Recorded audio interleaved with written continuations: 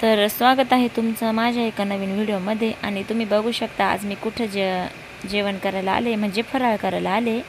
तर मी आले आज आमच्या गुलाबाच्या वावरात. जो वावर किती दिवसापासून रिकामं होतं, तिथं आम्हाला लावायचं आहे गुलाब. तर म्हटलं चला आता तिथली कामं सुरू झाली, पाऊस पडला आहे मस्त. आम्ही वावरामध्ये फराळ करायला नेलं. मी खिचडी पापड्या, मुलं पण आनंदाने खाऊ राहिले. काय म्हणता, काय चाललं सर्वांचं? मजेत ना सर्वे?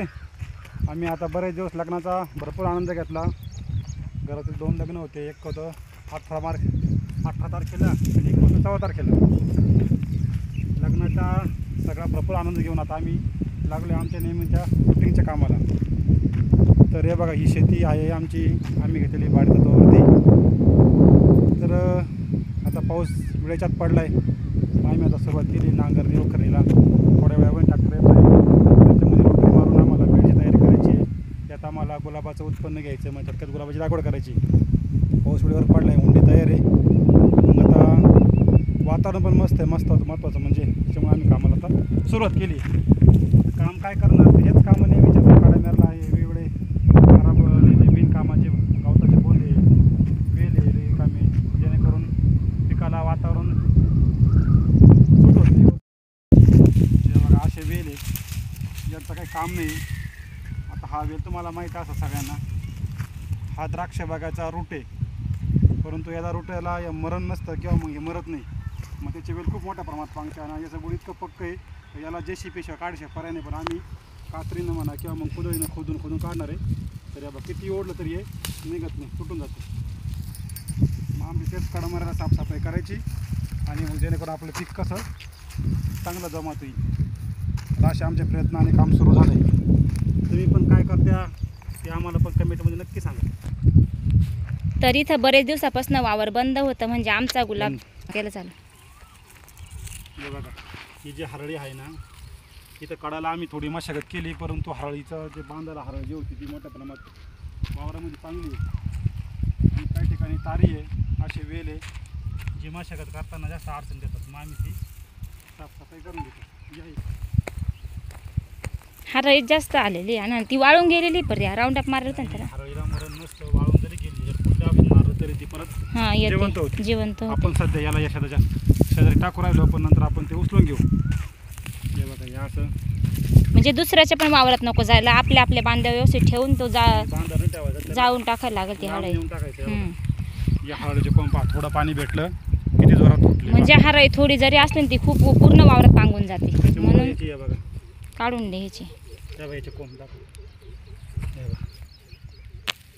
याच्या मुळे खूप खोल असते.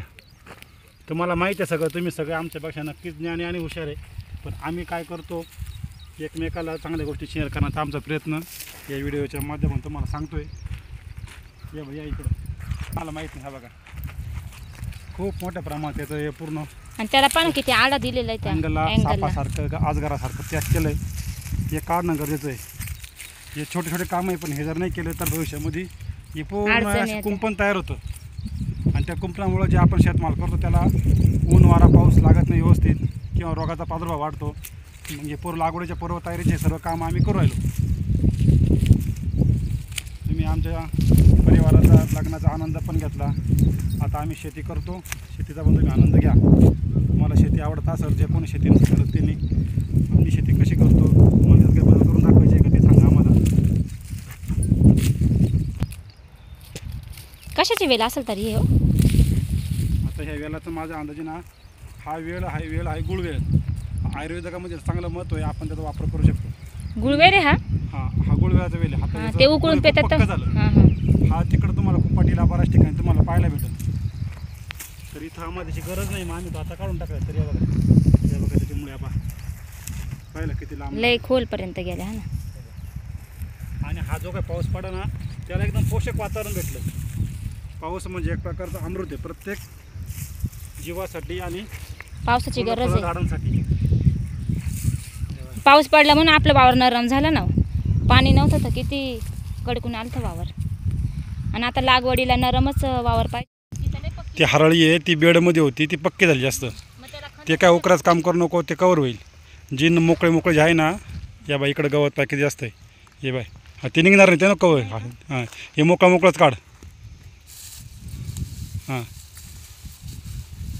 काडी कचरा या बा इकडून बघा आता ह्या परत या अँगलपाशी ना हा परत वेल आहे बघा किती पॅक आहे हे बा इकडं ही बाबुळे तिकडं परत साखर चिंच म्हणजे आम्ही त्याला गोड चिंच म्हणतो, तुम्ही काय म्हणता माहीत नाही. बघा तुम्हाला दाखवतो, खूप दाट झाली बुडाला, तिला काटे भयंकर असतात आणि ते टोचल्यानंतर काही मी ते अर्धा एक तास त्याची आगच होत राहते, कारण चिचकोळा जास्त असल्यामुळे तो जास्त खोलवर उतला जाता का त्रास वाढणार.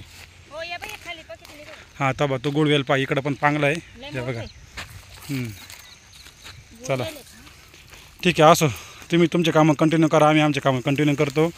हे बघा इकडं या बांधावरती हीच साफसफाई करायचं काम चालू आहे, जेणेकरून नंतर अडचणी कमी येतात आपल्याला पिकाला डौलदार करण्यासाठी. हे बघा हे इंग्लिश गवत, थोडक्यात चायना गवत म्हणून आपण त्याला, त्याचे बोंदे या बांधाच्या कडेला होते. त्याचा काही ठिकाणी ते तिकडं जास्त मोठ्या प्रमाणात तुम्हाला पाहायला भेटतील. तर ते जिवंत होत चालले होते आणि ते खूप वाढतात आणि फुटून ना म्हणजे ना ते असे पांगून जातात वावरामध्ये. मग आम्ही त्याला काढण्याचा प्रयत्न केला.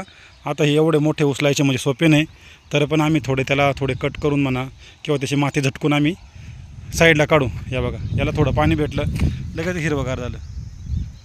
असो ठेवतो आम्ही आता, तुम्ही तुमचे कामं कंटिन्यू करा, आम्हाला पण आमची कामं करायची. बघा जागा हरळी पण तयार झाली आहे, हे गवत आहे, याचं व्यवस्थित नियोजन करायचं आहे. तर थोड्या वेळानं ट्रॅक्टर येणार आहे, तोपर्यंत आम्ही पटापट काम करून घेतो. आणि हे बघा वरती मस्त ढगाळ वातावरण आहे, सूर्यनारायण कुठं आहे नाही, त्याच्यावरती ढगांचा प्रादुर्भाव वाढल्यामुळं मस्त गार वातावरण तयार झालं आहे. ऊन जरी कडक असलं, गरम जरी होत असलं, जेव्हा सूर्यावर त्याचे ढग येतात त्यातनं आम्हाला एकदम वातावरण भारी वाटतं आणि मोकळ्या वावरात काम करायला एकदम आनंद भेटतो. तर तुम्ही कोणी शेतकरी नसाल तर तुम्ही पण अशा मोकळ्या वावरात कामं करण्याचा एकदा आनंद घ्या आणि आम्हाला नक्की सांगा आम्हीचे कामं. आणि आमच्या मॅडम लई नखरे करतात, थोड्याशा लई मेकअपवर जोर राहतो, पण शेती करता त्यांनी त्याचा आनंद त्यांना आम्ही देण्याचा प्रयत्न करतो.